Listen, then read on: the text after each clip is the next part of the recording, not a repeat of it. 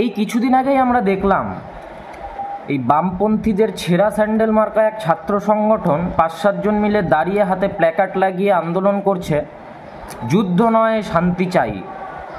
এই সিপিএমের রাজ্য সম্পাদক প্রেসদের মিডিয়াদের সামনে বলছে যে দুই দেশই মিথ্যাচার করছে। যাই হোক, ওনার যা বক্তব্য আর পাকিস্তানের প্রধানমন্ত্রী আর সেনা অধিনায়কের যা বক্তব্য, দুটো একই, মিলিয়ে দেখবেন।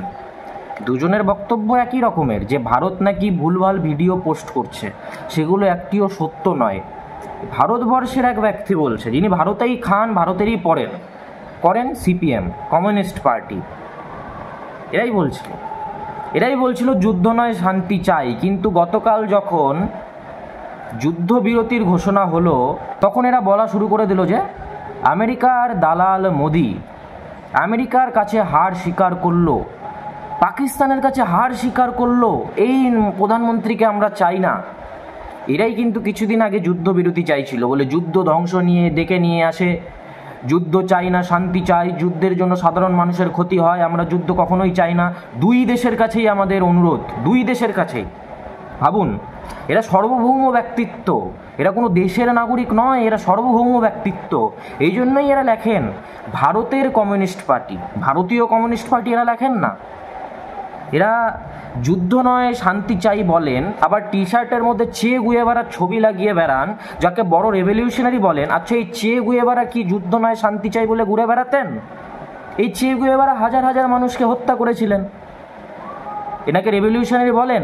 তিনি বিপ্লবের জন্য হত্যা করেছিলেন, তিনি যুদ্ধ করেছিলেন, কিন্তু ওটা জায়েজ, ওটা ঠিক আছে।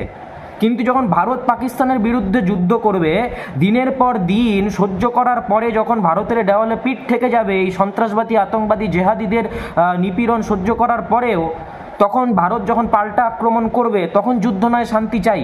পেহেলগামে যখন হিন্দুরা মরবে, তখন এদের মুখে কষ্টিপ লেগে যায়, কিন্তু আরেকদিকে যখন প্যালেস্তাইনে মুসলিমরা মরে, তখন আবার প্যালেস্তাইনের ঝান্ডা নিয়ে এরা আন্দোলন শুরু করে, মোমবাতি মিছিল বার করে। কিন্তু ভারত যখন জবাবি আক্রমণ করে, তখন যুদ্ধ নয় শান্তি চাই। আবার এরাই আবার স্লোগান দেয় লড়াই লড়াই লড়াই চাই, লড়াই করে বাঁচতে চাই। এরাই আবার বলে শ্রেণী সংগ্রাম, বিশ্ব ইতিহাস হচ্ছে শ্রেণী সংগ্রামের ইতিহাস, বড়লোক এবং গরিব, তাই যুদ্ধ করে লড়াই করে বাঁচতে হবে। আবার এরাই বলে যুদ্ধ নয় শান্তি চাই। এদেরই নেতা মাও জেদং, তিনি কি বলেছিলেন? বন্দুকের নোক বা গুলি বিপ্লব নিয়ে আসে। এরাই আবার বলছে যুদ্ধ নয় শান্তি চাই। এদেরই লেনিন কত মানুষকে হত্যা করেছে। রাশিয়াতে বিপ্লব নিয়ে এসেছিল না, জারদের সরিয়ে মানুষদের হত্যা করে, তখন আবার শান্তির দরকার ছিল না, এখন যুদ্ধ নয় শান্তি চাই। এই বামপন্থীরাই 1962 সালে ভারত চীন যুদ্ধের সময় চীনের পাশে দাঁড়িয়েছিল এবং বলেছিল যারা ভারতীয় সেনাকে রক্তদান করবে, সেই যুদ্ধকালীন পরিস্থিতিতে যারা ভারতীয় সেনাকে রক্তদান করবে তাদেরকে পার্টি থেকে বহিষ্কার করা হবে। এই বামপন্থীরাই তো নেতাজিকে তোজোর কুকুর বলেছিল। এই বামপন্থীরাই তো মুসলিম লীগের পাশে দাঁড়িয়ে ভারত পাকিস্তানের দাবিকে সমর্থন করেছিল, পাকিস্তানের দাবিকে সমর্থন করেছিল যে আগার চাইয়ে হিন্দুস্তান তো দেনা পড়েগা পাকিস্তান। এই যে মুসলিম লীগ স্লোগান দিয়েছিল না, ছিন কে লেঙ্গে পাকিস্তান, লড়কে লেঙ্গে পাকিস্তান, কাট কে লেঙ্গে পাকিস্তান, বাট কে লেঙ্গে পাকিস্তান। তো এই কমিউনিস্টরাও সেই বৈঠকে বসেছিল ধর্মতলায় 1946 সালে। এই জ্যোতিবাবুরাও ছিলেন, কমিউনিস্ট পার্টি এবং মুসলিম লীগ একসাথে বৈঠক করেছিলেন পাকিস্তানের দাবিতে। পরের দিন হিন্দু গণহত্যা শুরু হয়ে গেছিল, সেটি আলাদা কথা, বাদ দিন ওটা। এই বামপন্থীরাই এখন বলছে যুদ্ধ নয় শান্তি চাই। ভাবুন এদের হিপোক্রেসি কোন জায়গায়, একবার ভেবে দেখুন। এনাদেরই এক নেতা এডওয়ার্ড বার্নস্টাইন, যিনি ফ্রেডারিক এঙ্গেলসের সব থেকে কাছের মানুষ ছিলেন এবং ফ্রেডারিক এঙ্গেলসের সব লেখাগুলি প্রকাশ করেছিলেন, এই বার্নস্টাইনই বলেছিল যে যুদ্ধ নয় শান্তির পথে বিপ্লব সম্ভব। কিন্তু লেনিন, এনাদের আরেক আকা লেনিন, ওনাকে বহিষ্কৃত করেছিল সম্মতভাবে এবং বলেছিলেন যে যুদ্ধ লড়াই সংগ্রামের পর রক্ত ঝরানোর ফলেই বিপ্লব আসবে। আর এই বামপন্থীরা এখন বলছে যুদ্ধ নয় শান্তি চাই। যারা সো কল্ড নকশাল আন্দোলনের নামে হাজার হাজার মানুষকে হত্যা করলো, তারাই এখন বলছে যুদ্ধ নয় শান্তি চাই। কোথায় রাখবেন এই হিপোক্রেসি? এখন তো এনাদের আরেক বাপ চায়না পাকিস্তানকে সমর্থন জানিয়েছে। এনারা এখন সরাসরি হয়তো পুনরায় ভারতের বিরোধিতা করতে নেমে যাবে। চমকানোর কিছু নেই, নেমে যেতেও পারেন এনারা। এনারা বুদ্ধিজীবী শাস্ত্রে অনেক ভালোবাসেন, দেশের বিরুদ্ধে যাওয়াতে এনাদের রক্তে রয়েছে, এনাদের ইতিহাস রয়েছে। এনারাই নেতাজিকে তোজোর কুকুর বলেছিলেন, এই বামপন্থীরাই ছিলেন। এনারাই তো জেএনইউর মতো ইউনিভার্সিটিতে গিয়ে স্লোগান দেয়, ভারত তেরে টুকরে হোঙ্গে ইনশাল্লাহ ইনশাল্লাহ, আফজল হাম শর্মিন্দা হ্যায় তেরে কাতিল জিন্দা হ্যায়। আর সেই আফজল গুরু যে 26/11-তে শয়ে শয়ে ভারতীয়দের মেরেছিল, সেই আফজল গুরুর হয়ে এরা স্লোগান দেয় কি আফজল হাম শর্মিন্দা হ্যায় তেরে কাতিল জিন্দা হ্যায়। কারা এই আফজল গুরুর কাতিল? ভারতের জুডিশিয়ারি, ভারতের সুপ্রিম কোর্ট আফজল গুরুর হত্যাকারী। এই বামপন্থীরাই বলে, এই বামপন্থীরাই বলে কাশ্মীর মাঙ্গে আজাদি। এরা কাশ্মীরকে পাকিস্তানের অঙ্গ বলে দাবি করে, কাশ্মীরের আজাদির কথা বলে, ওপেন অ্যান্ড শার্ট বলে, ওপেন অ্যান্ড ক্লিয়ার বলে।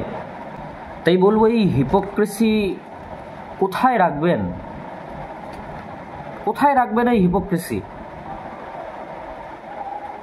এই কয়েক দশকের যে ইতিহাস,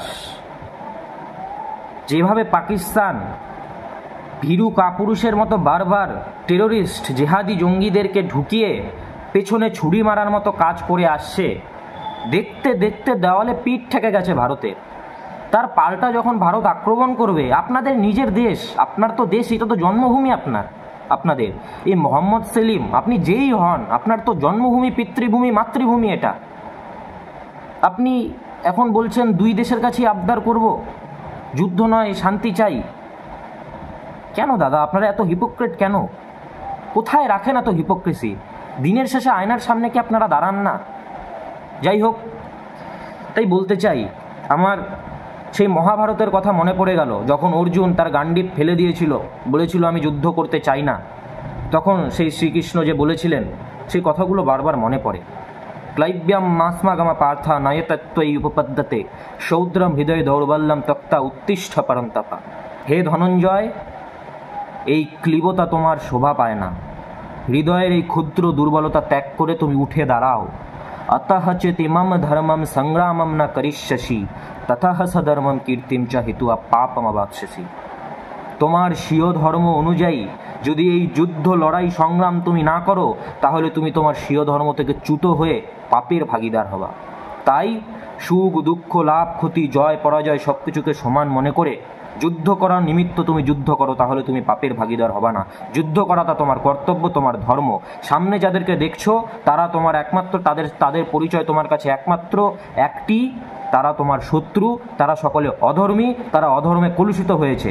তাই এদেরকে ধ্বংস করে নবনির্মাণ করতে হবে, এদেরকে ধ্বংস করে আমাদেরকে নবনির্মাণ করতে হবে।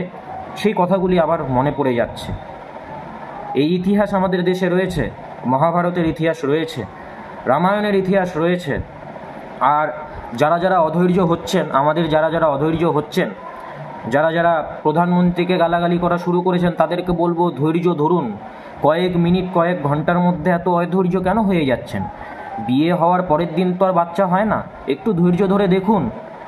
আর যা প্রকাশ হয়েছে, যুদ্ধবিরতির কথা বলা হয়েছে, সব কিছু যে একদম স্বচ্ছ ক্লিয়ার সেরকমই সেটা কিন্তু নয়। কূটনৈতিকভাবে অনেক কিছুই চলে, যেটা দেখে মনে হচ্ছে সেটা নাও হতে পারে, আবার যেটা দেখে মনে হচ্ছে না সেটাও হতে পারে।